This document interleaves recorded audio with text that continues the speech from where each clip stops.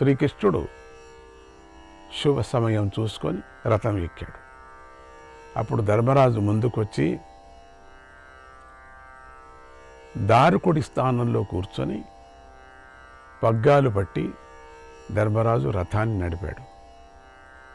Driver స్థానంలో కూర్చున్నాడు ధర్మరాజు. అర్జునుడు వచ్చి బంగారు దండం గల తెల్లని వింజామరాలను తీసుకొని శ్రీకృష్ణ పరమాత్మకు వీచాడు. భీముడు, ఋత్విక్కులు, పురప్రజలందరూ శ్రీకృష్ణుడు రథం వెంట నడుచుకొని వెళ్ళారు. శ్రీకృష్ణుడప్పుడు శార్ఘ ధనస్సును ధరించున్నాడు. బంగారు రంగు గలిది మెరుపులాగా మెరిసిపోతున్నది అయినటువంటి ఛత్రం ఆయన శిరస్సుపై ఉండి నీడను కల్పిస్తుంది. నకుల సహదేవులు ఆ రథంలో కూర్చొని వింజామరాలు వీస్తూ అటు ఇటు శ్రీకృష్ణ పరమాత్మను సేవిస్తున్నారు.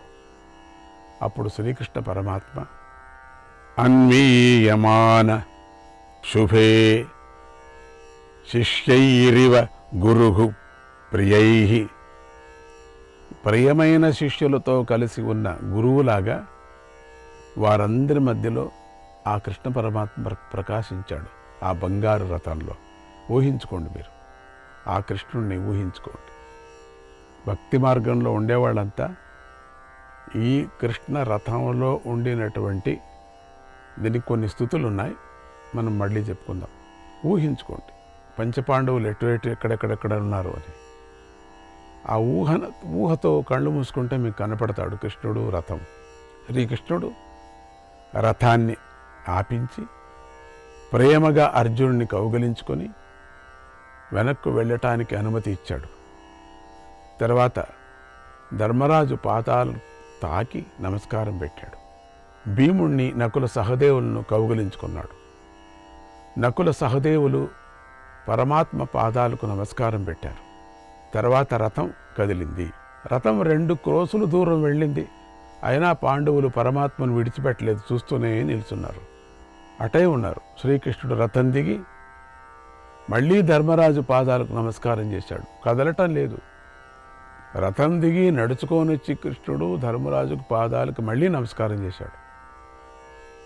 ఈ వీడ్కోలు విచిత్రంగా ఉంది. కృష్ణుడు బయలుదేరింది విచిత్రంగా ఉంది. ధర్మరాజు శ్రీకృష్ణుని లేవదీసి శిరస్సు మీద ముద్దు పెట్టుకున్నాడు. శ్రీకృష్ణుడు ధర్మరాజు 2 పాదాలు పట్టుకొని సాష్టాంగ నమస్కారం చేశాడు. ధర్మరాజు లేవదీసి కృష్ణుణ్ణి శిరస్సు మీద ముద్దు పెట్టుకున్నాడు. 2 చేతులు పట్టుకొని వెళ్ళి మళ్ళీ రండి అని అన్నాడు.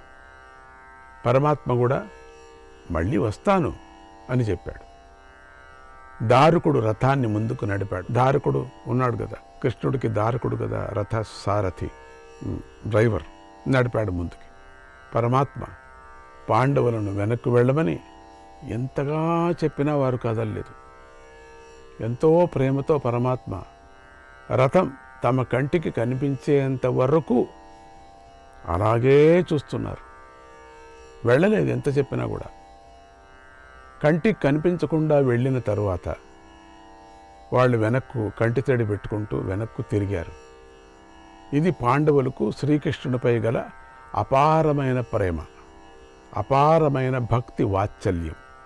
వారి మనస్సులు శ్రీకృష్ణునితో పాటే వెళ్ళిపోయాయి. పంచపాండవులకి ఎంతగా కృష్ణుని చూసినా కూడా వారికి తృప్తి కలగలేదు, తనివి తీరలేదు. ఎన్ని రోజులు పెట్టుకున్నారు ఇక్కడ, అయినా తనివి తీరలేదు.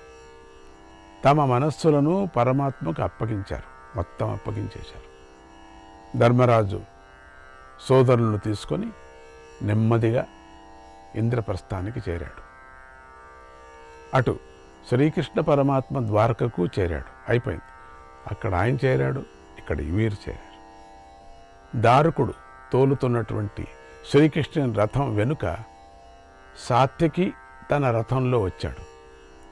అప్పుడు దారుకుడికి సాత్యకి మధ్యలో ఉన్నటువంటి శ్రీకృష్ణుడు గరుక్మంతుడిలాగా ప్రకాశిస్తూ వేగంగా ద్వారకలోకి అడుగుపెట్టాడు.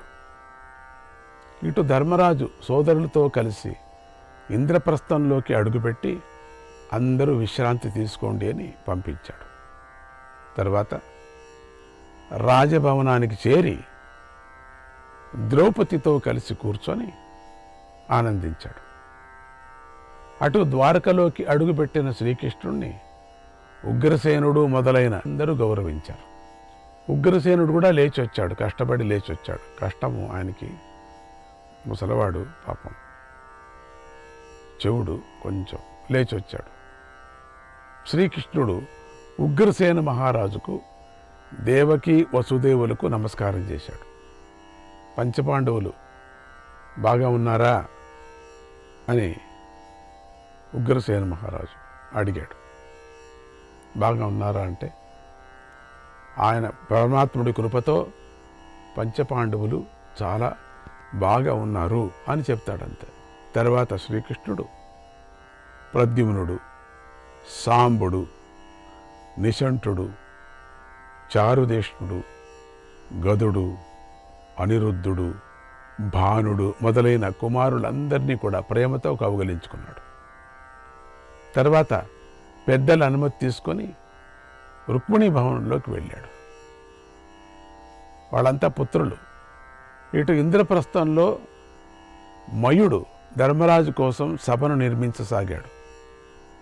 శాస్త్రంలో చెప్పినట్లుగా చక్కగా తయారు చేయసాగాడు. అది సకల రత్నాలతో వెలిగిపోతున్నది. చిత్ర విచిత్రంగా ఉంది. అటువంటి సభ మయుడు చేత నిర్మించబడుతోంది. అసలు పునాదిలో రత్నాలు వేశాడట. పునాదికే రత్నాలు, రాళ్ళు కాదట, రత్నాలే వేయటంలో, విలువగల రత్నాలే వేయటంలో ఫౌండేషన్కి. ఇంకా భవనం ఎట్లా ఉంటుందో చూసుకోండి. శ్రీకృష్ణాయ పరమాత్మనే నమః. 3వ అధ్యాయం.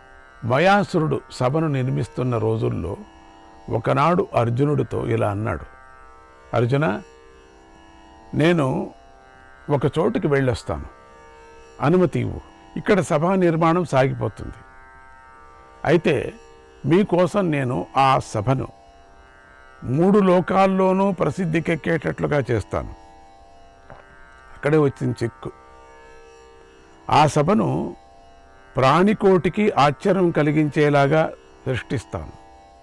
విచిత్రమైనటువంటి సృష్టి, నీకు సంతోషం కలిగిస్తాను. అంత అద్భుతమైనటువంటి సభ, అంత మాయ సభ. వేరువేరే భవనాలు చిత్రచిత్రంగా ఉంటాయి. అవి పూర్వం రాక్షసులు కైలాసానికి ఉత్తర దిక్కులో ఉన్నటువంటి, బాగా వినండి ఇది, మైనాక పర్వతం మీద ఒక యజ్ఞం చేయాలనుకున్నారు. ఆ సమయంలో నేనొక మణిమయ భాండాన్ని తయారు చేశాను. అది చాలా విచిత్రమైనది.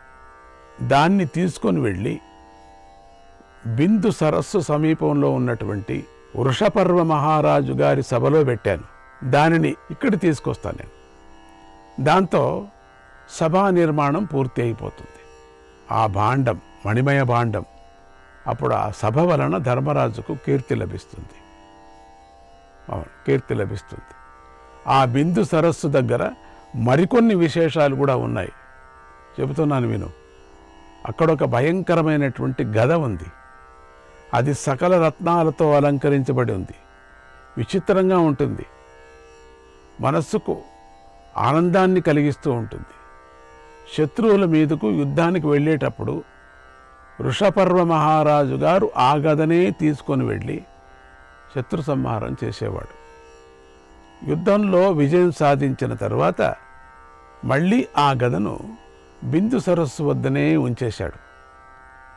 ఇప్పుడు అది అక్కడే ఉంటే, అక్కడే ఉంది కూడా, నాకు తెలుసు.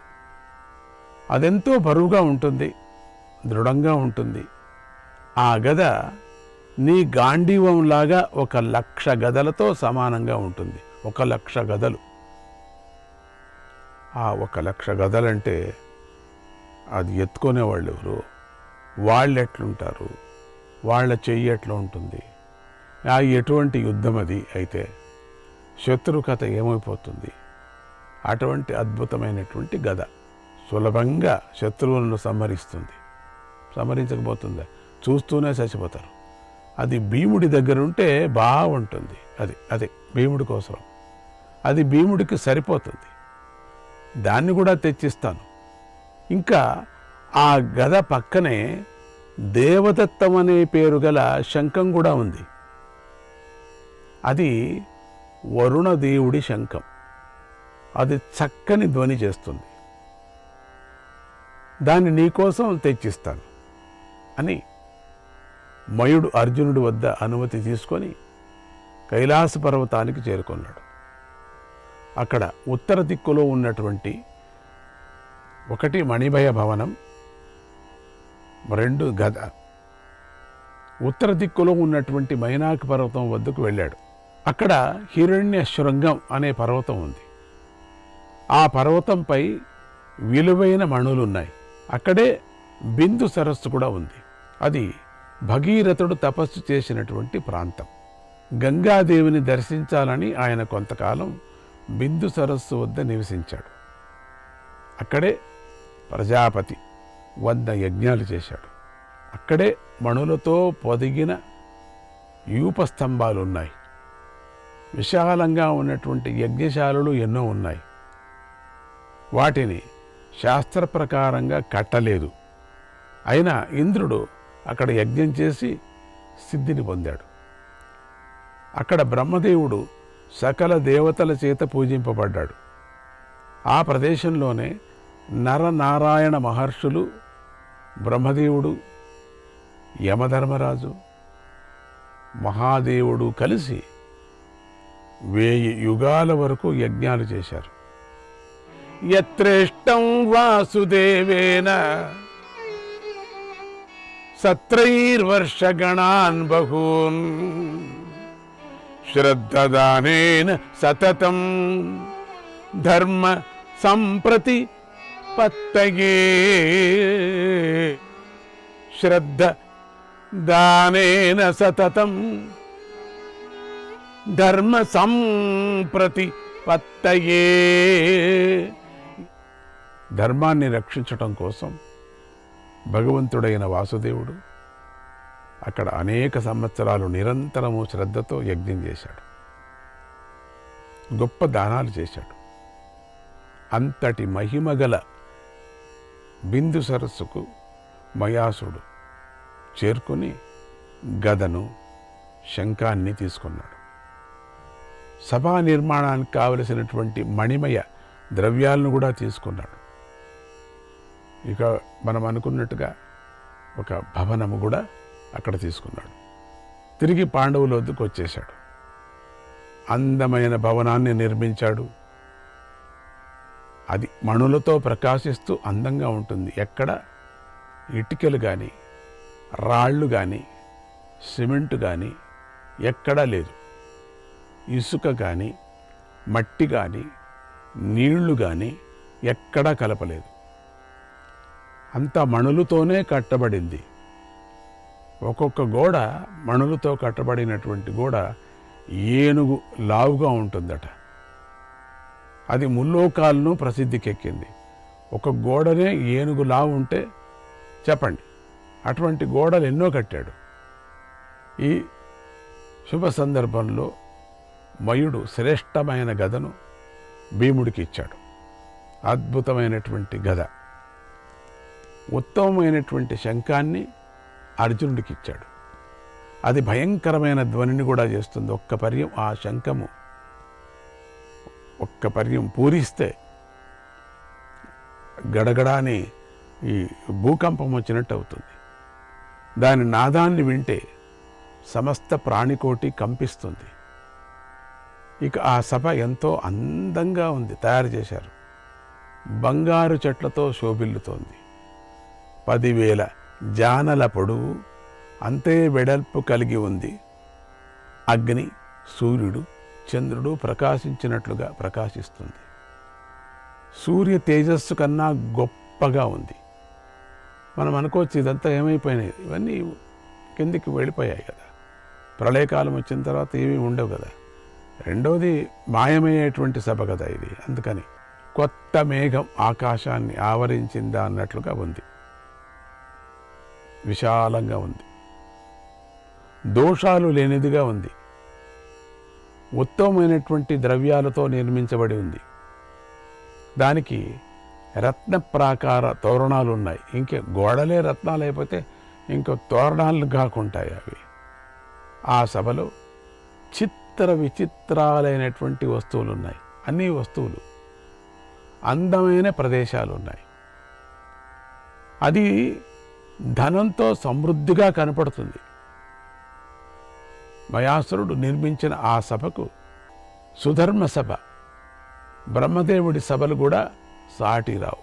సుధర్మ సభ అని పెద్దదిగా ఒక కథ ఉంది, చాలా అద్భుతమైన కథ, మనకు టైం లేదు చెప్పుకోవటానికి. అటువంటి సభ కన్నా పెద్దది. అంత అందంగా మయుడు ఆ సభను తీర్చిదిద్దాడు. ఇక దానికి సాటి లేదండి, ఇంకా ఎక్కడా లేదు, స్వర్గలోకంలో కూడా లేదు. మయుడి ఆజ్ఞానుసారం 8,000 మంది కింకరులు అనేటువంటి రాక్షసులు ఆ సభను రక్షిస్తున్నారు. రాక్షసులు కాపలా పెట్టాడు. 8,000 మంది రాక్షసుల్ని అన్ని చోట్ల పెట్టాడు. రాక్షసులు ఎక్కడ నిల్చున్నారో తెలియదు ఎవరికి కూడా. రక్షణ చేస్తున్నారు, ఏమీ కాకూడదు దానికి. ఆ కింకరులు ఆ సభను ఒక చోటి నుంచి మరో చోటికి తీసుకొని వెళ్ళి పెట్టగల సమర్థులు. అంటే ఆ సభ ఈరోజు ఇక్కడ ఉంటే రేపు ఇక్కడ ఉంటుంది. అది సభ ఇక్కడుందని అడ్రస్ వెళ్ళి తీసుకుపోతే అక్కడ ఉండదు, అక్కడ గుంతలు ఉంటాయి, ఇక్కడ ఉంటుంది సభ. అట్లా ఆ 8,000 మంది మోసుకొని పోతారు. కేవలం మోసుకొని పోవటమే కాకుండా ఫౌండేషన్ సమంగా పెడతారు, ఏదో పైన ఊరికే పెట్టేలాగా పెట్టరు. విచిత్రంగా ఉంది అది సభ. ఇప్పుడు ఇక్కడ చూసినటువంటి సభ, ఇక్కడ ఉంది కదా సభ, పర్వాలేదు అని ఎవరైనా దాని మీద బాణం వేస్తే అది వెళ్ళి గొంతులో పడుతుంది ఆ బాణం, అంతే. అక్కడ ఉండదు ఆ సభ. అటువంటి మయసభ, ఆ మయసభ అనేది వర్ణనాతీతమైనటువంటి సభ. ఎన్ని రోజులైనా కవులు దాని గురించి పాటలు, దాని గురించి శ్లోకాలు, దాని గురించి వ్యాసాలు, దాని గురించి డ్రాయింగులు. ఒక డ్రాయింగ్ వేస్తుంటే, ఒక గోడని విచారంగా డ్రాయింగ్ వేసి దానికి రాస్తూ ఉంటే అది చూసి ఇట్లా అనే లోపల అక్కడ ఉండదు. అది చూస్తే అక్కడెక్కడో ఉంది. మళ్ళీ అక్కడికి వెళ్ళి కూర్చుంటారు. కూర్చొని మళ్ళీ ఆ గోడ రాశారు కదా, ఫస్ట్ గోడ, దాని చిత్రం అంతా రాశారు కదా, అది ఎతికారు, అది లేదు అక్కడ. ఆ గోడ లేదు, ఇంకేదో ఉంది అక్కడ. ఈ గోడ ఏం చేస్తారు, రాసిన గోడ చింపేస్తారు, ఇప్పుడుండే గోడ రాస్తారు. అంటే ఆ గోడమే అలంకారం, అది అద్భుతమైన అలంకారం. దాన్ని రాస్తారు, ఎందుకంటే వాళ్ళంతా ఇది చిత్రం రాసి ధర్మరాయికి ఇవ్వాలని ఆశ పాపం అందరికీ. ఈ కవులకి ఒక పాట రాసి ఆ భవనం మీద ఒక పల్లవి, అర్ధ పల్లవి రాసే లోపల ఆ భవనం ఉండదు అక్కడ. శ్రీకృష్ణాయ పరమాత్మనే నమః.